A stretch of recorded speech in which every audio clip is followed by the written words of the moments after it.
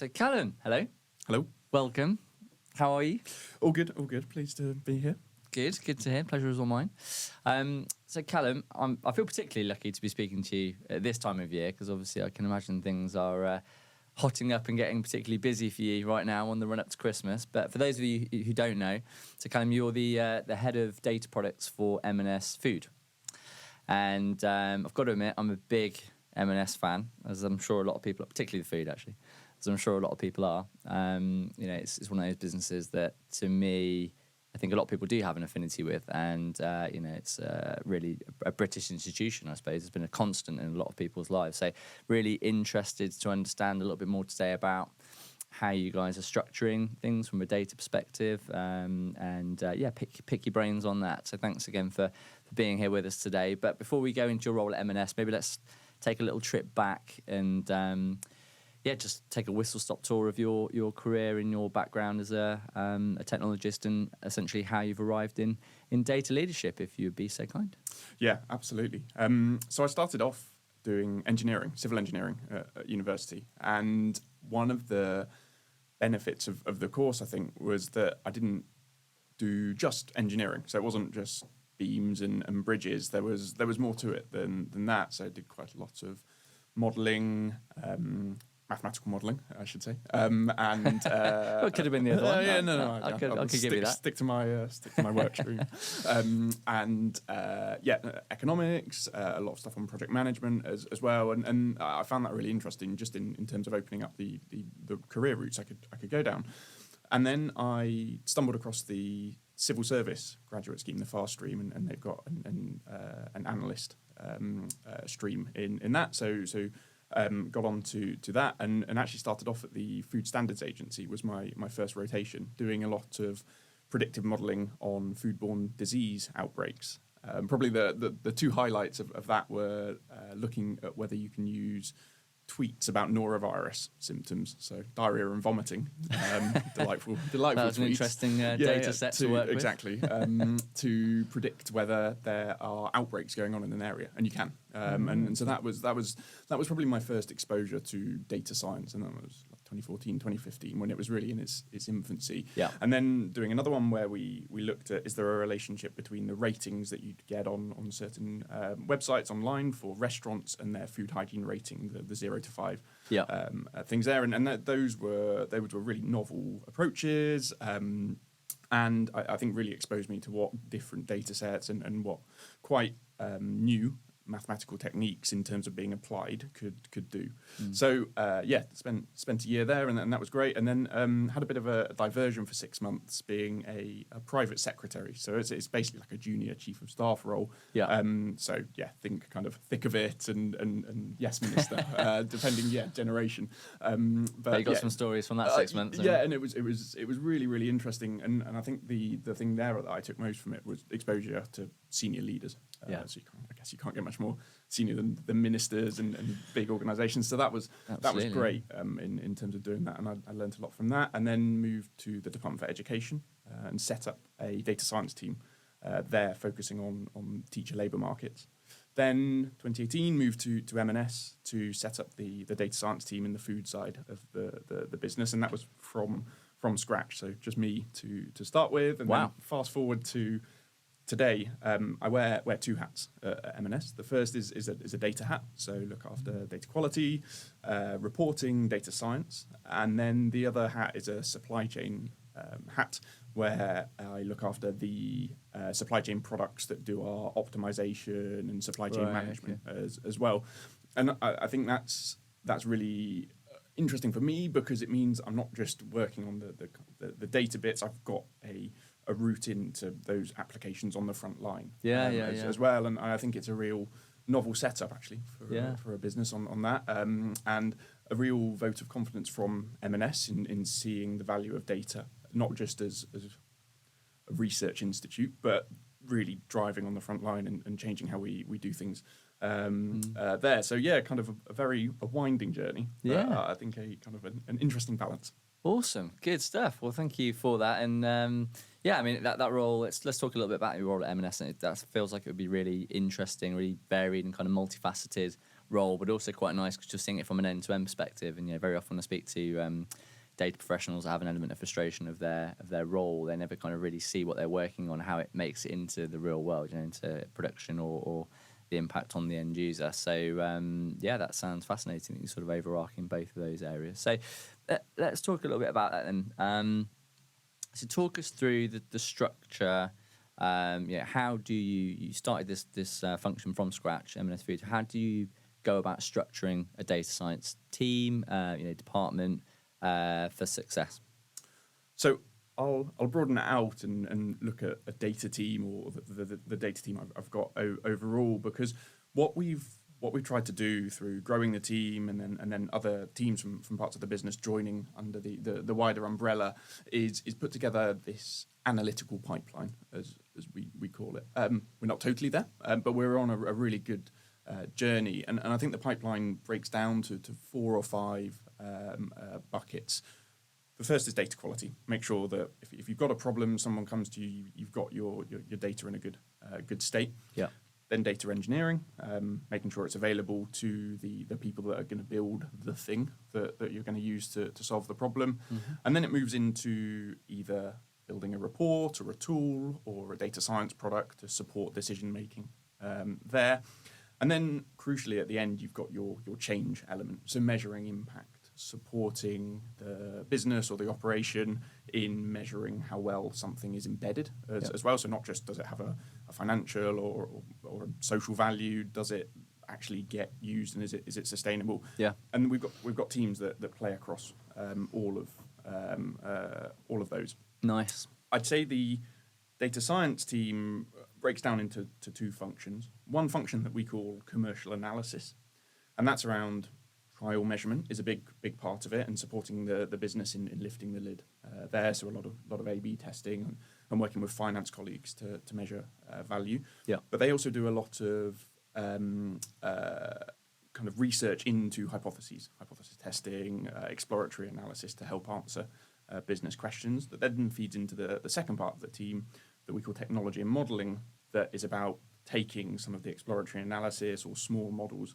scaling those to make sure that they work over our entire data sets, or working with other technology colleagues to make sure that those run day in, day out to support decision making there. So even within data science, we've got a real flow of how we move a product. And was this your structure? Through. Did you come up with this sort of structure yourself? Yeah, and it's evolved to meet business needs. And one of the things that we've tried to do is to develop all 3, 4 of those teams on their own, but then also try and work across the board on big collaborative projects, and the data engineering capability is in a central technology team that we work really closely with as well. But one of I'd say the driving beliefs behind it has been that we want people to really be specialists in their field, and so you need a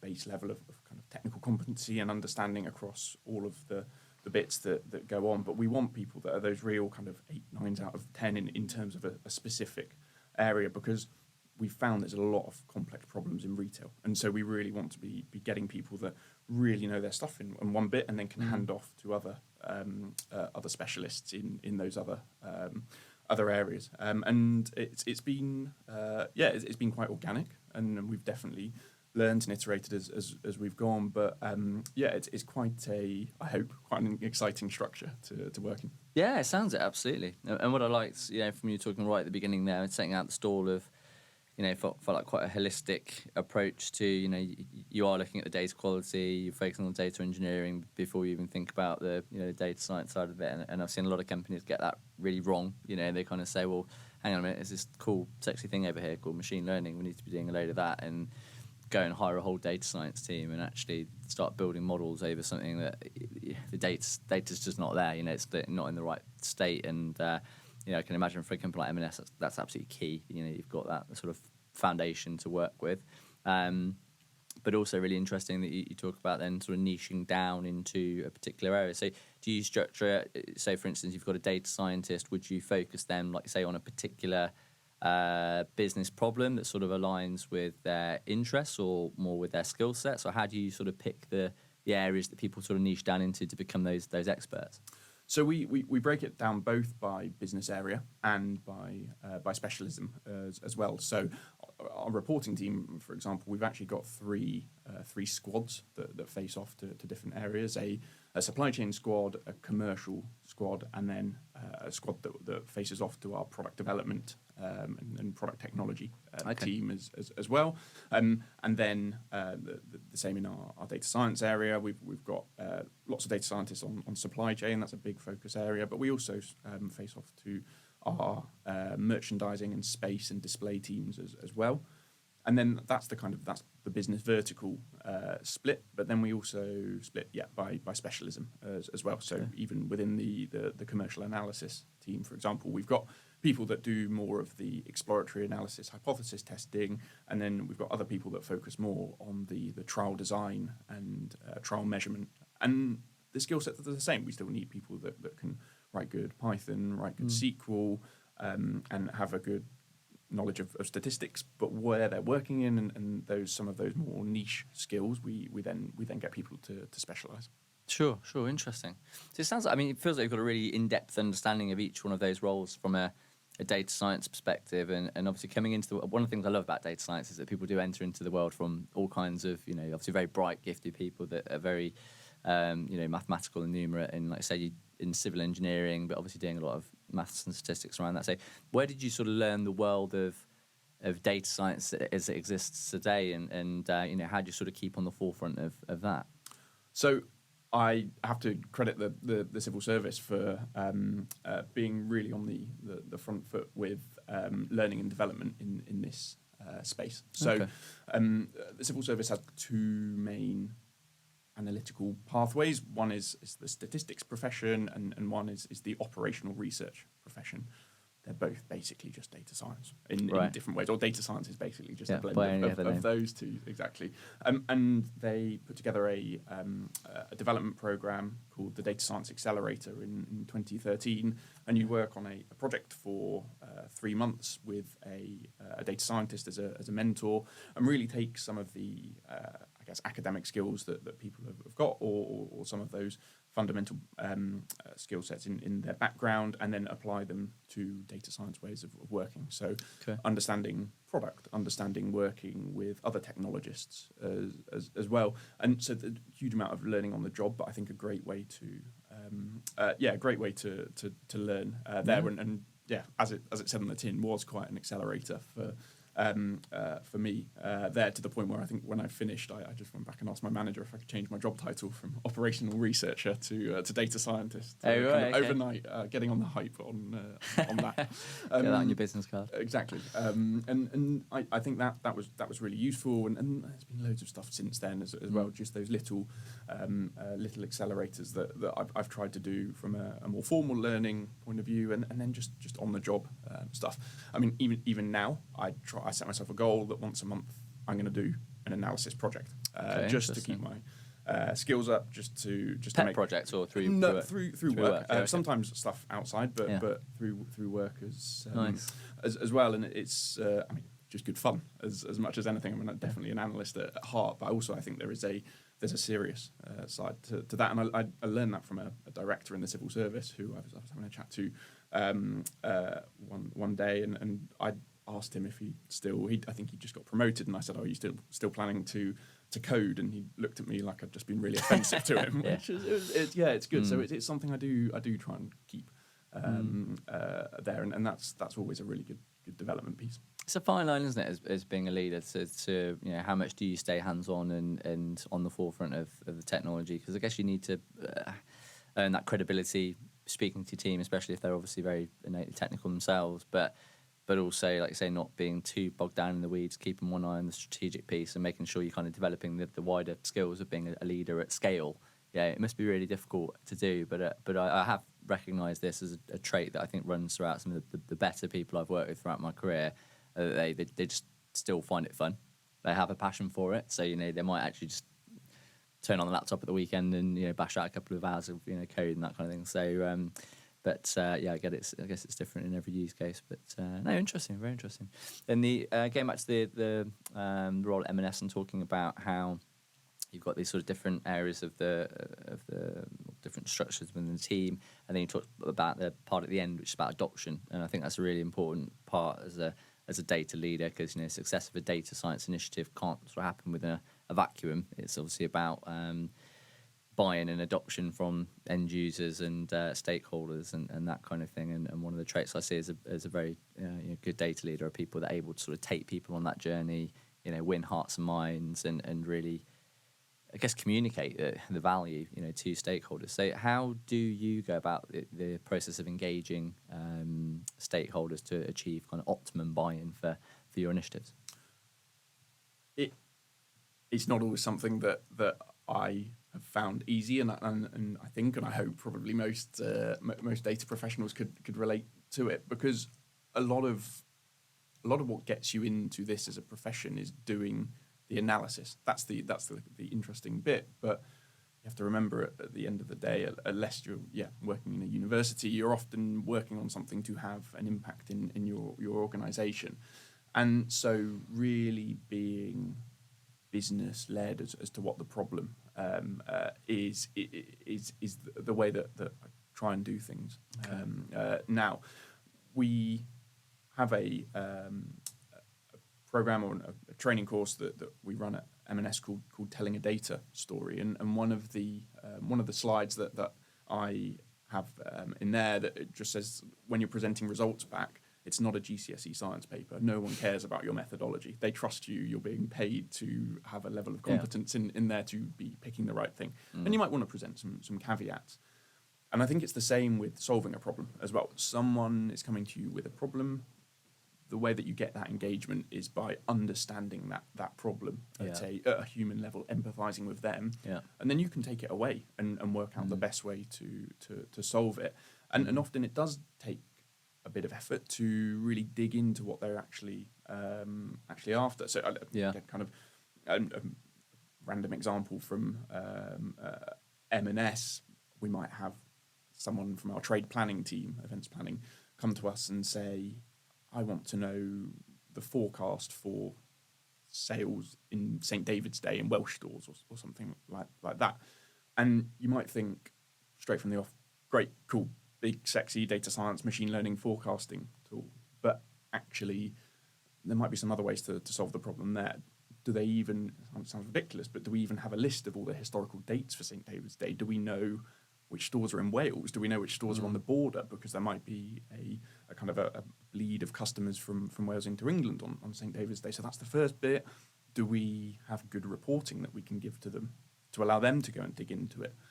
Do we do some commercial analysis to say, these are the products you want to be looking at, don't worry about these? And there's all of those, and then only then we might get to a data science model. But on paper, what someone's come and asked you for isn't necessarily what they want. So that's what we try and do.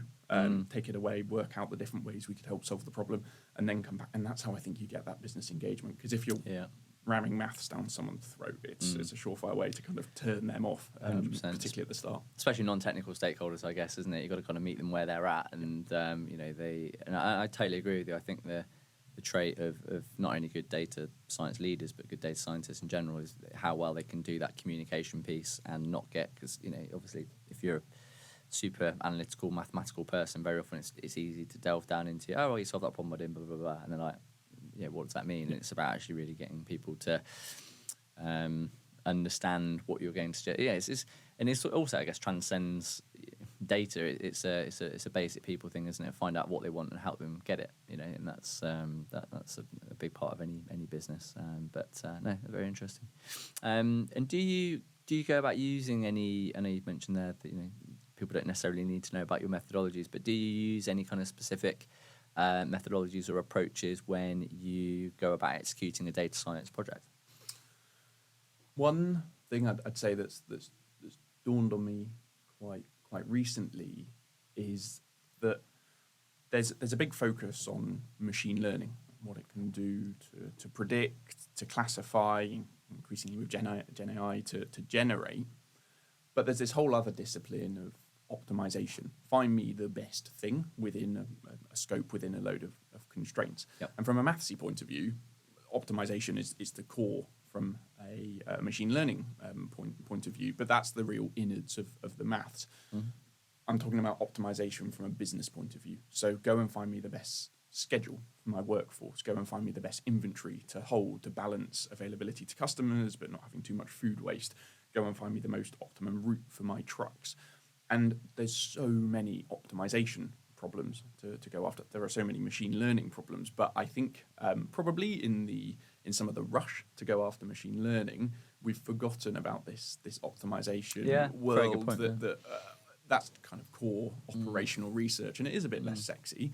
But I think from a business point of view, a lot of the problems that business leaders come to ask of data scientists, they're actually optimization problems, as opposed to some of the machine learning totally ones. agree. And there's part of kind of badging it, and it doesn't really matter with that. But it's, we are finding increasingly we're getting these optimization questions as opposed to some of the machine learning questions. And it's probably quite a good path in for people as well. Answer some of those and say, look, we could use a different technique or do something a bit different to do something that you hadn't necessarily thought of as well. But yeah, I think there is a bit of a kind of a forgotten twin in this world that can drive a lot of business value as well. Yeah, I very much agree. It's going back to the point you were talking about understanding the business need and solving the business problem, isn't it? Rather than, obviously a lot of data professionals, in my opinion, love working with the latest, shiniest thing. And if there's a sniff for a data scientist to get involved with a machine learning project, they're like, yeah, cool, let's do it. And actually, are you using a hammer to swat a fly? Is it really the best tool for the job? So no, I totally agree with that. You mentioned it there, but I guess it's something. It wouldn't be a podcast about data at the moment if we didn't talk about the rise of Gen AI and the use of commercial use of LLMs and that kind of thing. So in the world of data science and machine learning now, obviously it's evolving unbelievably quickly. It's a very exciting space in the market. But what applications of data science and machine learning are you most excited about, I guess, in the context of an M&S and the world of retail? I think the place where I see data science helping retail the most, and probably wider than just retail, any company that operates in a real like physical value chain space, is simulation. I think Gen AI, there is undoubtedly some cool stuff, and we could probably have an entire podcast on musings on that. But that'll be the next one. We'll focus on the simulation bit, because most of the questions I see people coming along with, as well as those optimization ones, are what if questions. What if I did this? What if I put these products in this shop? What would my margin be, or what would my sales mix be, or something like that? And people want that confidence. You want to test the ice before you step on it, sort of thing. And that's what I think simulation can help with. It's very tangible as well. Business leaders, anyone in operations gets that in terms of seeing different scenarios. And I see the questions coming. So I think if the demand's coming, the supply has to come as well at some point. And so that I think is the area that's going to be a big game changer, because it's going to allow us to make more confident decisions. I think the growth of A/B testing, and you particularly see it online and on websites, is really helping us make more informed decisions. But I think there's probably a stage before that's going to grow over the next few years. And yeah, it's not probably at the moment the kind of the sexiest part of it, although you hear digital twins being mentioned, which is basically it's simulation with a kind of a brand name on top, and that's good. So yeah, that's where I think there's going to be a big push over the next few years, as well as some of the ones that are, let's say, got a bigger media presence at the moment. Fair enough. And do you see many parallels with that approach to other industries and sort of crossovers with other areas of retail? 100%, and more widely than just retail as well. One of the things that I was really surprised about when I moved from the Department for Education to M&S, although in hindsight it completely makes sense, is some of the mathematical techniques that we use to solve teacher supply or teacher demand problems are exactly the same as the ones you'd use to solve food supply or food demand problems. I bet, yeah. I've got demand in a certain area or a certain school for teachers. What's the best way to supply that? It's the same with food as well. So I think anything where there is this kind of value chain, supply chain parallel, there's some huge transferable applications. And I think retail is a good place to be the genesis of a lot of those because it's so complex. And it probably has been a bit neglected versus other industries in terms of the academic interest, which is a shame because I think the problems are fascinating. I really enjoy them just from a problem solving point of view. So many moving parts, I guess, aren't there? That it must be very rewarding to come up with the whole solution once it's sort of out there and working. Totally. And I think that complexity is often what attracts people. I'm not saying every other industry is really easy to solve, but there is these challenges, and certainly with some of the problems that food retailers have, it's this balance of availability and waste that you don't get if you are a DIY retailer or something like that, and that makes the problem more challenging as well, and definitely an area that we're kind of paying big attention to, not least from a kind of an M&S Plan A point of view. It's a really important area to focus on, and so data science can support that. Yeah. Wouldn't surprise me if M&S were at the pinnacle of the interesting challenges in retail. I'd like to think so. No, but you're dead right. I mean, the conversations I have with candidates very often in the data science field, and again, it's one of the reasons I love data science, is that people, you ask about what industry and sectors are you drawn to, and they're like, a lot of the time, it's actually the sector itself is relatively academic. It's the nature of the problems they're going to be solving, and is it going to be something that's really intellectually challenging? I take your point on board. I think it's a really I can understand how that would be, especially like say with perishable goods and that's something how it would be incredibly rewarding as an industry to work in. So okay, fantastic. And maybe to sort of take a step outside of retail in particular, and sort of just let's talk a little bit about the AI landscape now and just how things are evolving, like we've spoken about with LLMs, Gen AI, and that kind of thing. But what are you most excited about as a data leader, I guess, in the world of AI today? Are there any trends coming along, outside of the pure retail space that you are just finding very exciting? I think the thing that is exciting me the most isn't one particular trend. It's just the spotlight that is moving on to data science and AI. And we, as data professionals, owe Gen AI a lot on that. Now, I think there's a huge amount of value that it's going to drive, and it's going to be a real game changer. But just getting people thinking about how data science can help solve real world problems in general.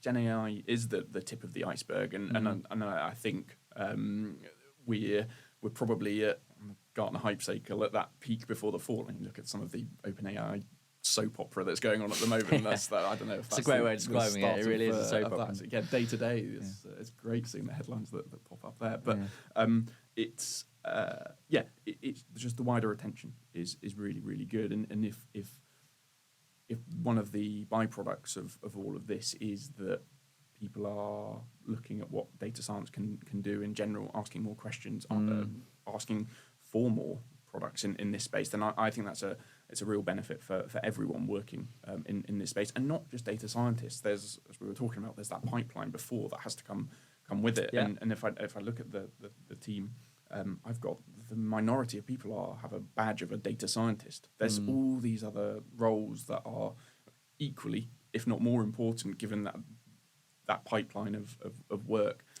to get to that stage. So I think it's everyone benefits from the focus now, because I think as much as Gen AI might be a bit overhyped at the moment, and there might be a bit of a balance to get to, I think data science probably went through that maybe a few years ago, or some of the more traditional things, and it's probably on its way up to that kind of that plateau. Yes. Now where people are really thinking, how can this be embedded? So I'm excited, I'd say, for just the prospects of data science being embedded in organisations over the next few years. Yeah, it's a really interesting way of looking at it, actually, and I would agree. I think it's the first time that a piece of tech, or in a long time anyway, has become globally, it's received global recognition, hasn't it? You ask my mum, what's ChatGPT, she'd probably know what it is and have an answer for it, and probably even used it, and I think it is great because it has, and certainly in my sort of 15 years of doing recruitment, I've seen a big trend now of people moving into the field of data science, data engineering at graduate level. It's becoming on people's radars a lot earlier as a viable, really exciting, lucrative career. And I think that's fantastic. And one of the other trends I'm seeing, and again, I'm not necessarily putting this down to purely Gen AI, but I think it's a really encouraging trend. As a dad of 2 daughters myself, it's something I'm really passionate about, but kind of the female representation in STEM. And one of the things we're seeing at grad level now is unbelievably positive, kind of balanced numbers between male, female, gender balance going into data science degrees, and I think that's only going to breed really good things for the industry moving forward. So it feels like something that's a lot of people are really investigating and starting to explore further, and I think that's only going to further accelerate, hopefully, a lot of the exciting stuff we're seeing at the moment. Yeah, I totally agree there, and it is or has been and still is a male-dominated industry. So anything we can do to improve diversity, across the board, I think is absolutely fantastic. I think some of the best opportunities are actually in some of those other data roles. In that a lot of them are vocational roles, and we have, I think, a really good pipeline of people that have worked in our stores, have a really good understanding of how the operation works, and then have developed a really good aptitude as well for coding, because it's a vocation just as I don't know, plumbing or being an electrician is, and so there's I think some really good opportunities there as well for great pipelines and career opportunities that I mean I wouldn't have spoken to a careers coach and said I want to become a BI developer or a data quality analyst or something like that, and the skills you need are really practical and hands-on. So that's something I'm really excited about more widely from a career point of view, and I think it just opens up so many interesting opportunities. Yeah, absolutely. That's a nice segue into, I suppose, talking a little bit about how you have scaled that function and scaled that team. So, like I say, starting literally from scratch. When you go about hiring for data scientists, what do you feel are the most important traits, and do you look for specific qualities? How do you assess hiring a quality data scientist? Technical competency, obviously, is a massive part of it, particularly with the specialisms that we have within the team. Yeah. Potential as well in some of those areas to make sure that we've got that good pipeline going through, and we've tried to nurture that with having a progression framework that we have, where people can progress up a managerial route, but they can also progress up a technical route as well to encourage that deep specialism in areas. But there's I guess a theme running through a lot of this. We really want people that are interested in the operation and the impact of solving those problems, because if we're going to have data scientists or any data professional more on the front line, they need to have that appreciation for how things are going to be used and be working with people really, really closely that are using their products. Yeah. I think one of the best things that we have at M&S for that is that every member of staff in the support centre is expected to do 7 days working in stores over the year, right, cool. which is great. And I think every year, right. And I think it gives you a really good exposure to how things you're working on are being applied and being used, and every time people come back, there's one little nugget that they take from it.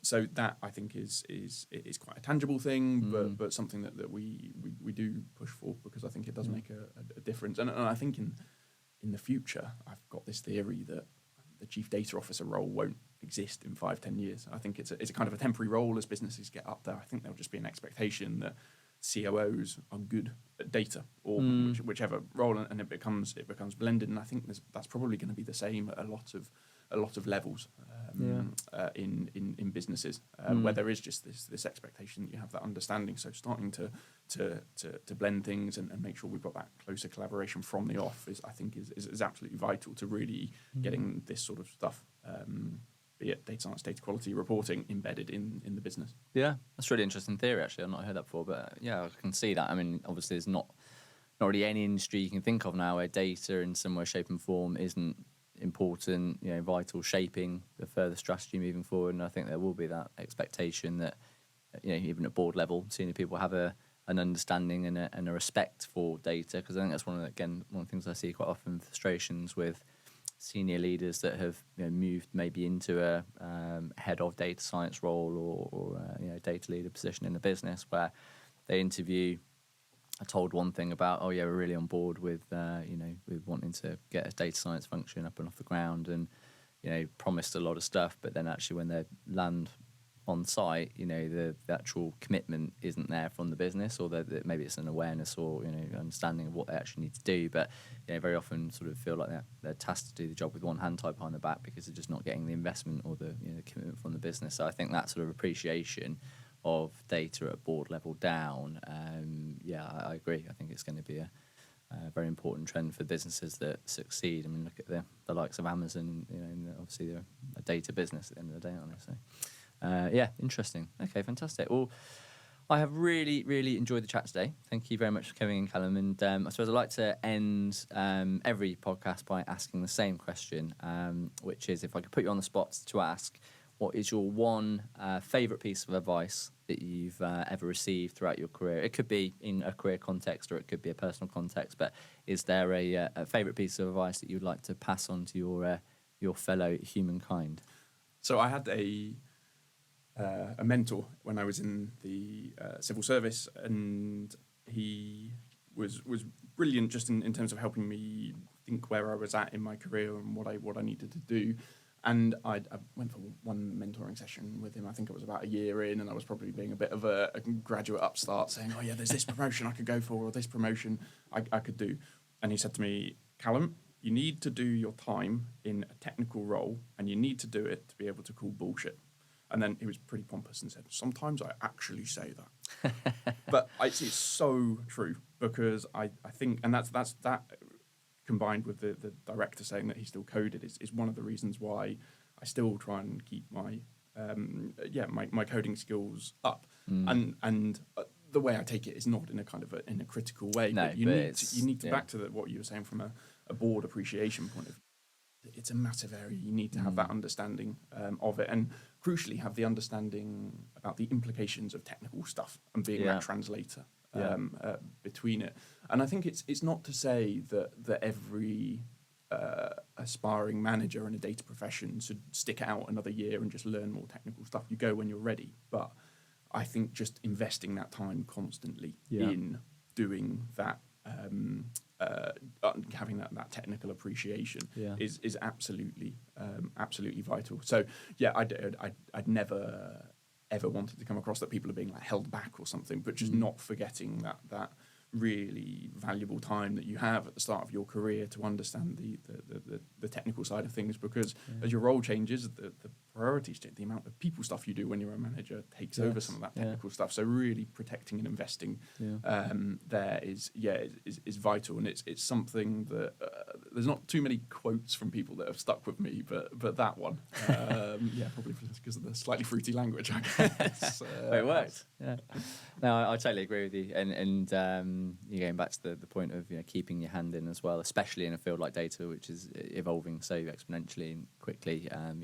It sort of really helps keep you on that even keel, doesn't it? Even if you're not sort of coding all day every day, like I say, you've got enough foundational knowledge from your time spent to do that, to build on that and sort of understand if you're going down the right path or not. So I think that's fantastic, a bit of advice.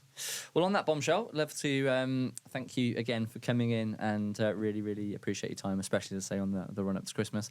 And fantastic to speak with you, and look forward to doing it again very soon, hopefully. Great, thanks for having me.